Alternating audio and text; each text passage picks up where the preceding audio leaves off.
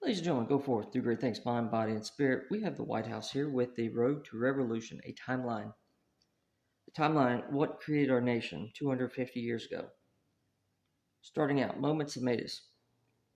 Did you know we were involved in the French and the Indian War? We fought the French and the Indians that preoccupied this land. 1754 to 1763.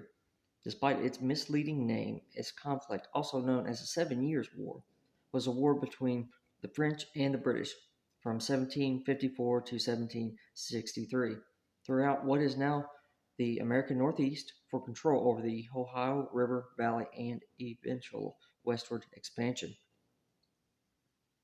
The Stamp Act in 1765. In 1765, British faced a major financial crisis.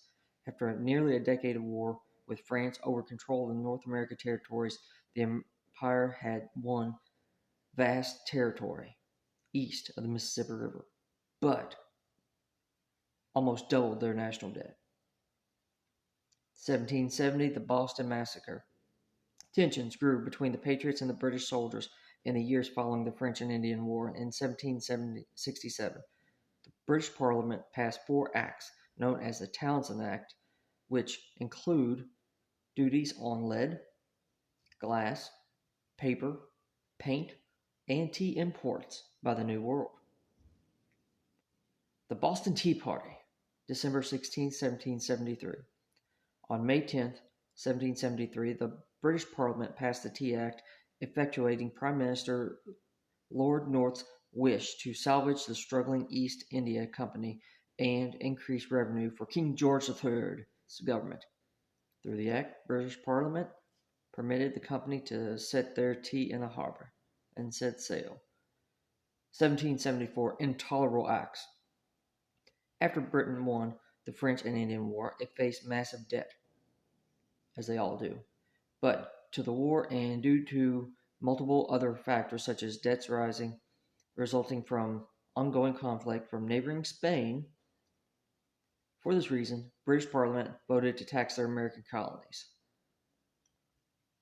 In 1774, the First Continental Congress.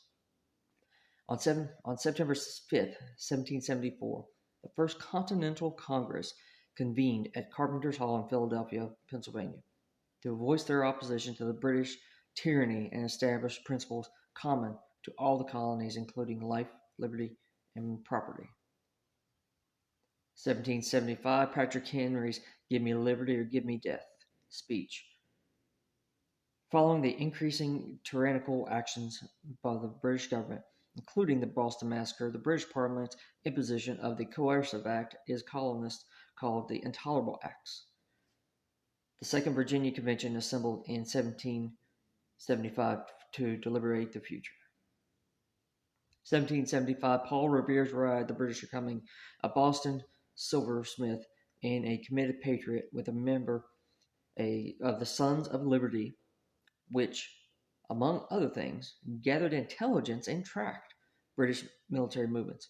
Working with Dr. Joseph Warren, Revere passed vital information to patriots. 1775, the Battle of Lexington and Concord. After years intensifying hostilities between the British monarchy and the colonists, the prospect of war became inevitable. With Revere's fearless warnings that the British were marching to Concord to seize the American arms, the local Minutemen and the armed militia formed. In 1776, the adoption of the Declaration of Independence. The Declaration of Independence, adopted by the Continental Congress on July 4th, 1776, is one of the most beautiful and important political documents in history. Written primarily by Thomas Jefferson, the Declaration not only proclaimed American independence from Great Britain, it also declared it. 1776, the Battle of Brooklyn. The Battle of Brooklyn was the first major conflict to take place after the Second Continental Congress declared independence from Great Britain, and in terms of troop deployment, it was the largest battle to take place during the entire Revolutionary War. 1776, the Battle of Trenton. On Christmas night, 1776, George Washington and his Continental Army cross the icy Delaware River into Trenton, New Jersey.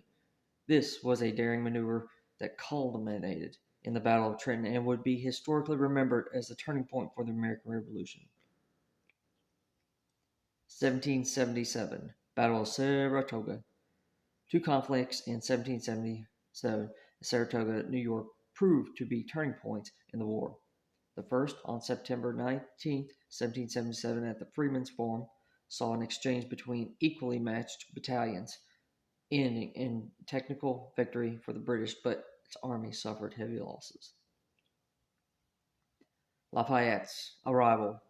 At the age of 19, Marquis de Lafayette crossed the Atlantic and joined General Washington's Continental Army, inspired by the promise of liberty made by the new nation's founding fathers, and despite a royal decree prohibiting French officers from serving any other war. Articles of Confederation. After members of the Continental Congress signed the Declaration of Independence on July 4, 1776, the body began drafting the Articles of Confederation Perpetual Union, the first governing document of an independent nation. 1777 to 1778, Valley Forge. Washington and his troops have bravely brutal winter in the encampment in southeastern Pennsylvania Valley Forge from December 19th to July 19th, 1778.